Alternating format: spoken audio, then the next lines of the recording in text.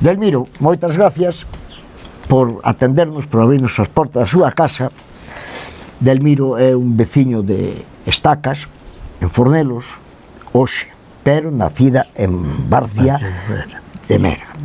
E a mí me comentaron que vostede foi, así mo dixeron, un dos últimos que houbo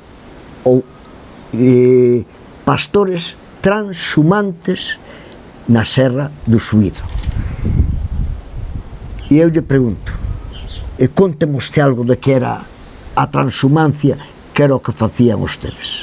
A transhumancia que nós facíamos era guardar o ganado, que a xente nos lo roubaba, nós guardábamos ese ganado ali durante 3 meses, e ao cabo de 3 meses, pois, baixámonos, claro, cobrábamos un tanto por cada res. O sea, ustedes eran como os traballadores que estaban no alto da montaña, nos cotos, como lle chama, e aí os veciños lle levaban o gando, e ustedes lle pagaban unha cantidad por cada cabeza de gando que tiña.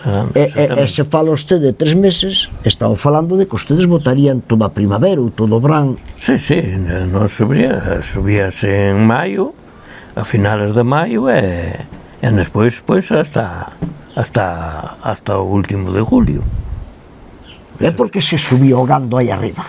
Subíase porque, relativamente, os pastos que había embaixo nas casas eran para forraxe, unha cousa e outra, e antes o gando subíase aí a 3 meses, que algún iba así medio a abanar, pero, cando baixaba dali a 3 meses... Baixaba mantido. Baixaba mantido. O sea, como se fora unha cura de un balneario. Igual, exactamente igual. E pregunto-lle, e cantas cabezas de gando atenderían ustedes? Nos ali, pois, digo, sobre 100 cabezas ou así. 100 cabezas? Sí. Cada un? Sí. Ou entre os dous? Entre os dous, sí. Ali o xo era compartido entre 2 persoas. E cal era, o sea, ustedes, bueno, a mí me dixeron que usted marchou prácticamente neno para a montaña, a traballar de pastor, entón. Sí, de pastor. O sea, usted chegaba ao mes de maio, marchaba para a montaña, iba a botar 3 meses, pero durante 3 meses habría que comer, dormir... Sí, naturalmente, había que facer todo ali. Ali non había outro recurso. Sí, pero... Cando quedaba pouca comida ou algo, baixábamos un de nós ao pueblo outra vez, e subíamos comida, e así sucesivamente. E senón, íbanos a levar unha persona ou así. O sea que había víveres para... Sí. É unha pregunta, que comían ustedes? Non sei. Un plato de comida, por exemplo, alá na montaña, porque o traballo tiña que ser duro. Sí, ali comíase, a verdad, bacalao, peixe, chourizos, touciño, de cerdo e así sucesivamente. E despois algún coello por ali que tamén se mataba e tamén se comía. Porque unha vaca non se mataba. A vaca non, a vaca era complicado.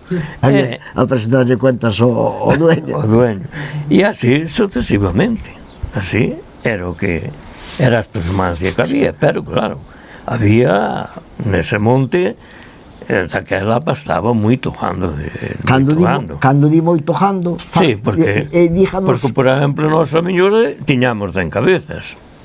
Subían de campo, outros ganaderos, ao mellor tiñan, a verdad, ou ao mellor outras 100. E ao mellor subía outro, tiña 50 ou 60. E así varios. E despois, a zona de avión, eses subían... Eses creo que eran os máis potentes, non? Sí, eses tiñan hasta 300 cabezas de gando. Daquela. Porque daquela había moito gando. E claro, ao mellor en cada casa había 7 ou 8 vacas. E nese tempo iban todas para arriba, para o monte. E nós éramos os pastores que había ali. E así sucesivamente. E despois, eu, é verdad, de rapaz, marchei para Vigo, estive en Vigo a traballar, despois tive un accidente, botei un ano ingresado un almirante Vierna, E despois salín do Mirante Vierna, e seguín traballando en Vigo, e despois, Outra vez por subido. non, outra vez despois, xa posuído, xa volvín máis tarde. Vin pa aquí, conocín a señora, e casámonos, e despois empecé eu a botar gando po monte. E cando empecé eu a botar gando po monte, moita xente daqui dicía, ti estás parvo, ti non sei que, ti non sei canto, pero despois atrás miña foron indo outros. E así, sucesivamente. Vale, ahora cortamos isto, porque a mí ahora teño un montón de preguntas que facerlle a usted. Vamos a esperar un minuto.